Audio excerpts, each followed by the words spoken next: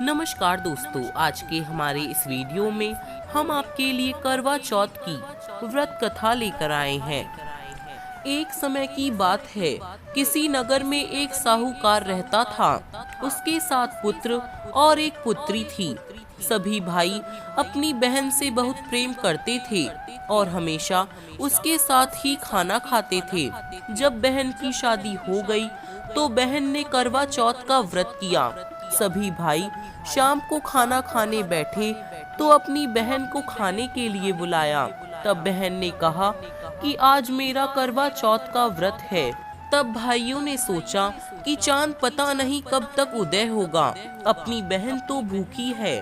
उन सब ने उपाय सोचा और पहाड़ पर जाकर आग जलाई और उसके आगे चलनी बनाकर चांद बना दिया और बोले कि बहन चांद उग आया है। वह अपनी भाभियों से बोली कि चांद उग गया।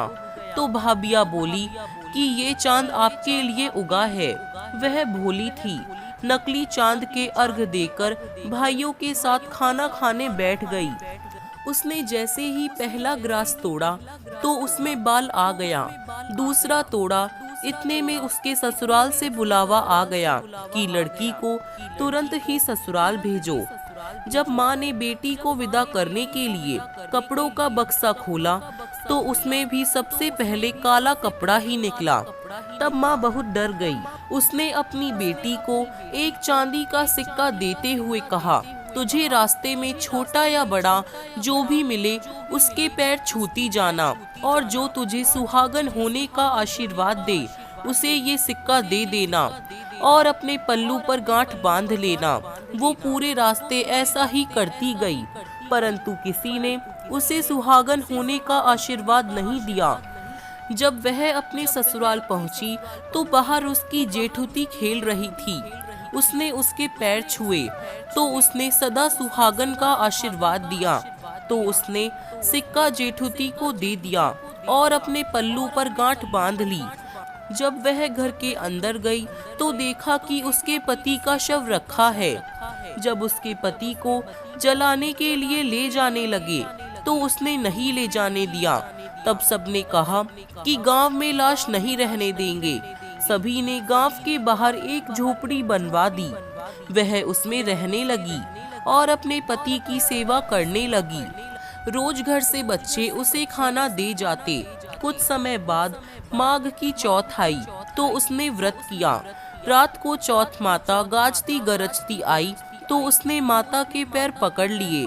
माता पैर छुड़ाने लगी, बोली, 7 भाइयों की बहन घनी भूखी, मेरे पैर छोड़। जब उसने पैर नहीं छोड़े तो चौथ माता बोली कि मैं कुछ भी नहीं कर सकती, मेरे से बड़ी बैशाख की चौथ आएगी, उसके पैर पकड़ना। कुछ समय बाद बैशाख की चौथ आई तो उसने कहा कि मैं कुछ नहीं कर सकती, मेरे से बड़ी भादवे की चौथ आएगी, उसके पैर पकड़ना। जब भादवे की चौथ आई तो उसने भी यही कहा कि मैं कुछ नहीं कर सकती, मेरे से बड़ी कार्तिक चौथ है, वो ही तेरे पति को जीवन दे सकती है, लेकिन वो तेरे से सुहाग का सामान मांगेगी, तो तू सब तैयार रखना। लेकिन मैंने तुझे ये सब बताया है, ऐसा मत कहना। जब कार्तिक चौथ आई तो उसने अपने पति के लिए व्रत रखा। रात को चौथ माता आई तो उसने उनके पैर पकड़ लिए।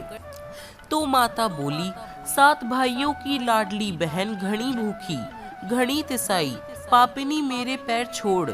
तब वो बोली कि माता मेरे से भूल हो गई, मुझे माफ कर दो और मेरे पति को जीवन दान दो। जब उसने माता के पैर नहीं छोड़े तो माता बोली, ठीक है, जो सामान मैं मांगू वो मुझे लाकर दे। माता ने जो सामान मांगा वो उसने लाकर दे दिया। तब चौथ माता बोली कि तुझे ये सब किसने बताया?